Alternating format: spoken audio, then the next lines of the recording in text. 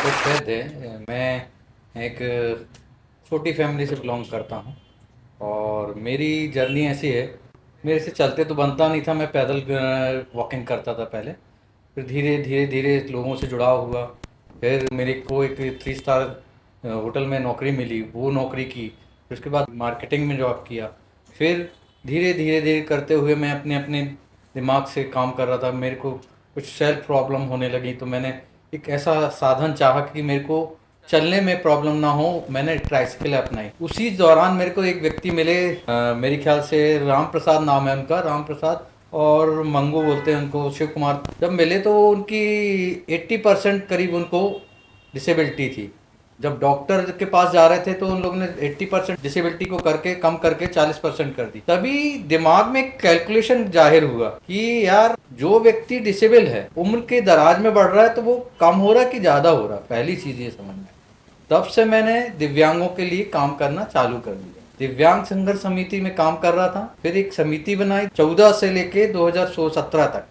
इस समिति को रन किया थोड़े थोड़े पैटर्न पे, ट्राइसिकल बेस पे, जो मेरे पास हाथ से रह रहे थे उससे बेस किया। फिर मेरे पास इनकम कुछ नहीं थी। फिर उसके बाद मेरे को एक एडॉप्शन आया कि यार ई रिक्शा लिया जाए।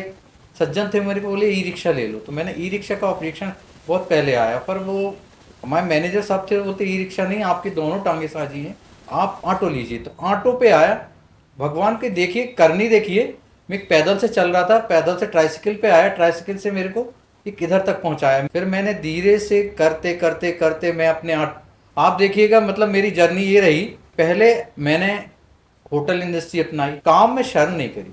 सबसे पहली चीज, काम में कमिटमेंट था कि ये काम करना ही है। दूसरी चीज, मैंने अपनी सेल्फ रिस्पेक्ट को कभी खोया नहीं। जहां लगा कि यहाँ मेरी सेल्फ रिस्पेक्ट नहीं है, वहां निकल। धीरे धीरे करते हुए भगवान ने एक जर्नी और दे दी फिर मेरे को, कि मेरे को एक दिव्यांग संघर्ष समिति के लिए फिर मैंने अपने चैनल बनाए कि अपनी क्या कमजोरियां हैं, उनको क्या कमजोरियों को कैसे सॉल्व किया जाता है, योजनाएं क्या हैं, उनको आगे लेके आया।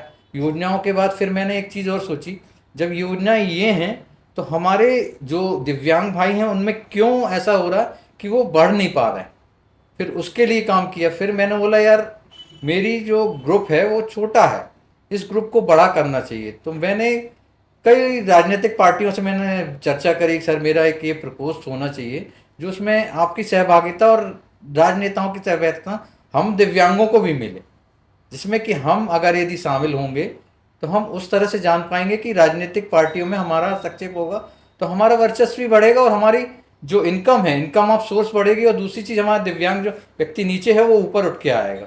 एक ये माध्यम सोचा था। पर लेकिन ये देखा है कि अभी भी दिव्यांग व्यक्ति जो हैं वो अपने आप को नीचा समझते हैं कि मैं ये काम नहीं कर सकता हूँ। मैंने कई ऐसे उदाहरण है कि मैं स्वयं उदाहरण हूँ एक, तो कि अपने पावर को आप खुद पहचानो। दिव्यांग हो, है ना, पर क्या है, दिव्यांग हो, दिव्यांग है आपका, लेकिन आपके पास जो सबलता है, शायद मेरी ख्याल से मैं ज्यादा बोल पाऊं कि 2 पैरों से ज्यादा आपके पास सबलता है कि आप दूसरे को देख रहे हैं।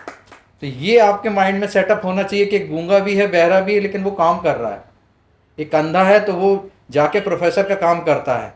एक लंगड़ा है तो वो जाके ऑटो चला रहा है। एक इवन आपको जिंदगी में हम 2 बताएंगे जिनके 2 पैर नहीं है पर वो आज कार चला रहा है।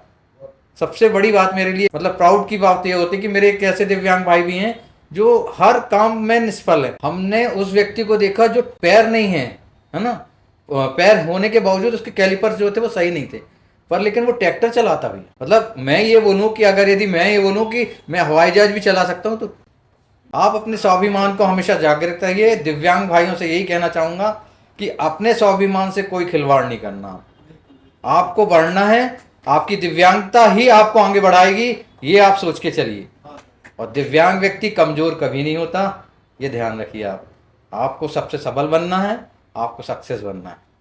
अंत में ऑडियंस को ये कहना चाहूँगा कि अपनी सेल्फ रिस्पेक्ट को बरकरार रखें।